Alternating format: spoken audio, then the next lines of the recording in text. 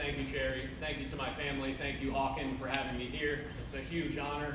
It's a huge honor to join the previous inductees. My journey to bring me standing before you has been a long one.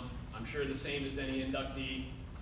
I'll bring you in at my age of 10 when I joined the Lake Erie Silver Dolphins, coached by one Mr. Rick Stacy.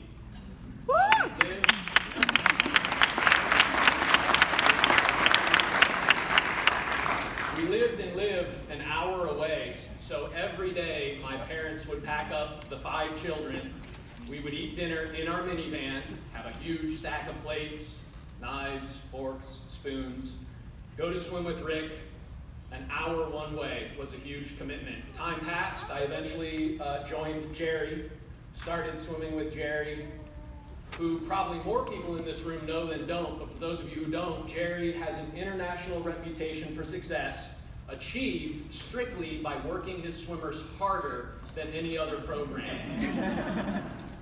We started doubles, of course. During the summertime, it was 4 one-way trips for an hour of 2 practices a day of that.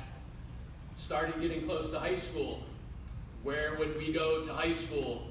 We live in Stowe Munroe Falls, an hour away. My folks started a swimming program at a almost 2,000 person public school. I'm sure we can only imagine how hard that is. That program still thrives today. 22 years later, after they began it, I ended up going to school at Hawken to continue to be coached by Jerry. My older sister, Jamie, switched schools mid-high school.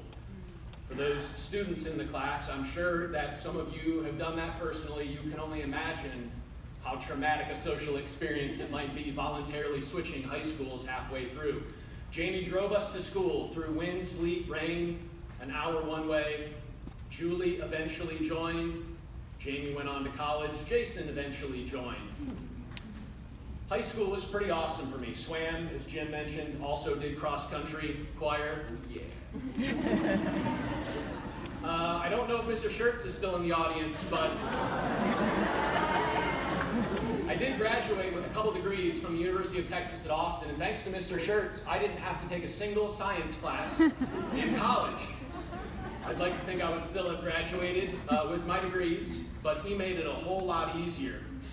Jim went over some of the accolades from when I was swimming in high school. I'd like to tell you about in this campus when I went to my college counselor and told her that I turned down a full ride to Harvard. She was, I think, notably upset, understandably upset. And I remember deciding when I was 10 years old that I wanted to win an NCAA championship. So instead of selecting Harvard, I picked the University of Texas at Austin, Hook 'em Horns, and I won 3.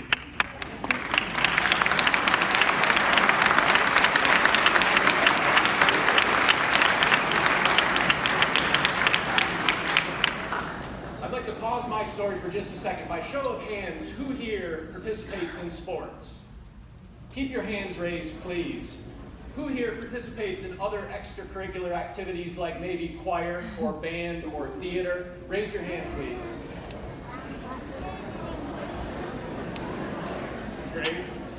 Who here participates in anything extracurricular, extra academic? Raise your hand. Great. You can put your hands down.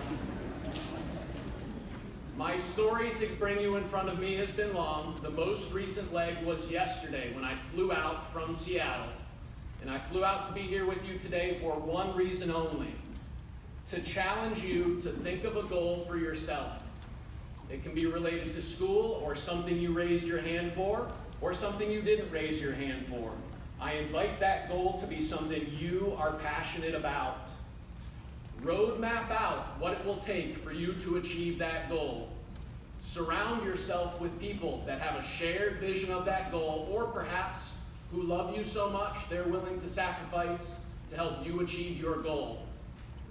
Execute that plan, and you won't achieve your goal, you will exceed it. And then one of the coolest things in life will happen. When you exceed a lifelong goal of yours, you'll set another one, and you'll exceed that one too. And you'll do it again and again and again, and it's awesome.